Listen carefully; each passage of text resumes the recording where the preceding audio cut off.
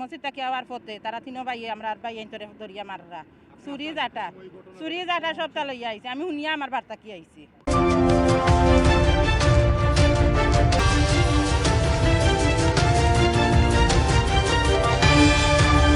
আমি মসজিদ থেকে বাড়িতে আওয়ার পথে আমি মসজিদ থেকে বাড়িতে ইয়া নমাজ থেকে আওয়ার পথে তারা অতর্কিতভাবে আমার উপরে হামলা করছেন। লাঠি সোটা দিয়ে আমারে মারিয়া আমার মাথাত মারছেন, আমারে মাটিত ফেলাইয়া মারছেন।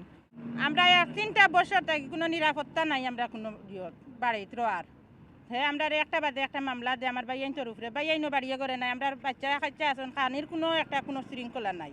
আইজ আমার ভাই 3জন মসজিদ নমাজ পঞ্চায়েত হনর আছেন টান দে একটা ইয়া যেন বিচার হইব। তারা যাইতো, তারা গেছে না যাওয়া টাইন রয়েছেন মসজিদ আবো। আর তারা আমার ভাই মসজিদ থেকে আওয়ার পথে তারা তিনো ভাই আমরা ভাই তোরে দরিয়া মাররা চুরি জাটা সবটা লইয়া আইছে। আমি শুনিয়া আমার বার্তা কি আইছি। আমার ভাইয়ের বউ 6 মাসের প্রেগনেন্ট। আমার ভাইয়ের বউরে মারিয়া থান উপরে খুব বেশি অত্যাচার করা হয়েছে। আমরা রিপোর্ট দারাবর রিপোর্ট করাইয়া দেখাই গাইয়া লইয়া আইছি। দারাবর হসপিটাল করাইয়া লইয়া আইয়া এগুলা গাড়িতে লইয়া বইছি, হসপিটাল লইয়া গেছি। এগুলা আবার নিয়ে ভর্তি করবো। প্রশাসনের কাছে আমার ভাই আইন তো নিরাপত্তা চাইয়ার, আমরা নিরাপত্তার ব্যবস্থা করে দেখা।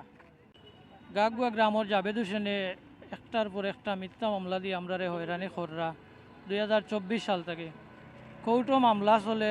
অলরেডি আমরা কয়েকটা মামলা থেকে অব্যাহতি পাইছি। এখন নতুন করে আর একটা মিথ্যা মামলা করা হয়েছে, যেটা আমাদের গ্রামের কেউ জানে না, গাগুয়া গ্রামের কেউ জানে না। গোলাপগঞ্জ থানা থেকে বিগত 2-1 দিন আগে গিয়া এখন দারোগা সাহেবে সাইফুল স্যারে গিয়া তদন্ত করিয়া আইসেন। করিয়া হওয়ার পরে আজকে দেখছি জাভেদ সাহেবে পিবিআই সম্ভবত পিবিআই এখন দারোগা সাহেবরে তার নিজের গাড়ি দি লইয়া গেছেন। গিয়া নিজের গাড়ি দি নিজের ব্যক্তিগতভাবে সাক্ষীন্তরে আনিয়া তদন্ত করিয়া নিয়ে আইসেন। আমরা গেছে শুক্রবারে মসজিদও বিচার দিছিলাম। ও মামলার সাক্ষী আমার চাচার গরু ভাই দুলাল আহমদ। মসজিদও বিচার দিছিলাম যে ভাই আমরা ফারিয়ান না, আমরা চাচার গরু ভাই লোকে পঞ্চায়েতে আমরা রক্তটা দেখা পঞ্চায়েতে তানরে ডাকাইয়া কইছেন যে বিচার মাননি, কইছেন বিচার মানন।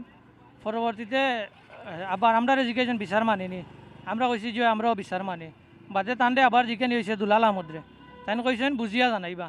আজকে আমরা পঞ্চায়েতও জানানির কথা মসজিদ থেকে সময় লো হয়েছে আরও একদিন, আগামী কালকে জানাইবা। আমি মসজিদ থেকে বাড়িতে আওয়ার পথে আমি মসজিদ থেকে বাড়িতে ইয়া নমাজ থেকে আওয়ার পথে তারা অতর্কিতভাবে আমার উপরে হামলা করছেন। লাঠি সোটা দিয়ে আমারে মারিয়া আমার মাথাত মারছেন, আমারে মাটিত ফেলাইয়া মারছেন। চিৎকার শুনিয়া আমার ওয়াইফ আইসেন, 6 মাসের আন্তঃসত্ত্বা স্ত্রী আমার, তাই না ইয়া আমারে বাসানি তাইয়া তানরে পেটর তোলাত লাতি আইছে। তান বউয়ে দুলাল মিয়ার বউয়ে আমার বউর চুলো ধরে টানিয়া আরও দুলাল মিয়া শিফুল মিয়া সবে মিলিয়া আমরা মারছেন। আমরা দীর্ঘদিন থেকে অন্যায় অত্যাচারের শিকার। যে খরের জাভেদ আহমদে হুকুম দিয়া করাইছেন দুলাল আহমদের দিয়ে। জাভেদ আহমদ গাগুয়া গ্রাম বাড়ি, আমেরিকা প্রবাসী। 2024 সালে জাভেদ হোসেনের ভাই শাহেক হোসেনের স্ত্রী শাহেক হোসেনের ডিভোর্স দিয়া আমার ছোটো ভাই মিজান আহমদের কাছে ইয়া ইসলামী শরিয়া মোতাবেক বিয়া শাদী হয়েছে। ও বিয়া শাদী একটা তাই মানিয়া নিতে না পারায় একটার পর একটা মিথ্যা মামলা দিয়ে আমরা হয়রানি করা। আমি বিগত দিনে আমি আমার গ্রামবাসীর লইয়া সংবাদ সম্মেলন করছি, মানববন্ধন করছি, যে একটা আছে এখনও আছে। এরপরে খারাপ মহিলা দি মামলা করাইয়া মিথ্যা মামলা করাইয়া আমার বাইরে বাড়তে ধরিয়া নিয়া থানার মাঝে টর্চার করিয়া 2024 সাল জেলও নিয়া দেওয়া হয়েছে। আমার আব্বা 70 ঊর্ধ্ব বয়স, আমার আব্বারে আসামি দিয়া হয়রানি করা ওর একটার পর একটা। আমরা কিতা এই দেশ বাঁচতাম নানি থাকতাম নানি। আমি গোলাপগঞ্জের সর্বস্তরের জনগণরে সর্বস্তরের মানুষরে আমার অভিভাবক ইয়নো স্যার, আমার অভিভাবক ওসি স্যারের কাছে আকুল আবেদন জানাইয়ার আমি আমার নিরাপত্তা চাইয়ার, আমি বাঁচতাম চাইয়ার, আমারে একটুটা সহযোগিতা করুক। আমি মাননীয়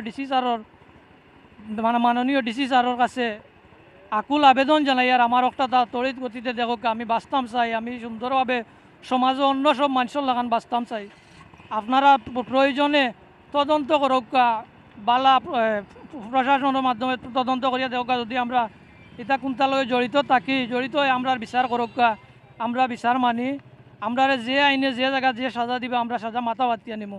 যদি আমরা এরকম কোনো কিছুর লগে জড়িত থাকিয়া থাকি যে আমার স্ত্রী ও গাড়ির যে আমি একটা অভিযোগ দায়ের করছি গোলাপগঞ্জ মডেল থানাত ওসি স্যারের অপেক্ষা করে ডিউটি অফিসারের কাছে জমা দিছি ওসি স্যারের অপেক্ষা করি আর ওসি স্যার আইয়ারলে আমি আমার ওয়াইফ সহ আমরা সব ওসি স্যারের কাছে যাই যেহেতু আমার যে তারা সব অবগত আছেন তারা বিগত দিনে বহু চেষ্টা করছেন মীমাংসার পারছেন না।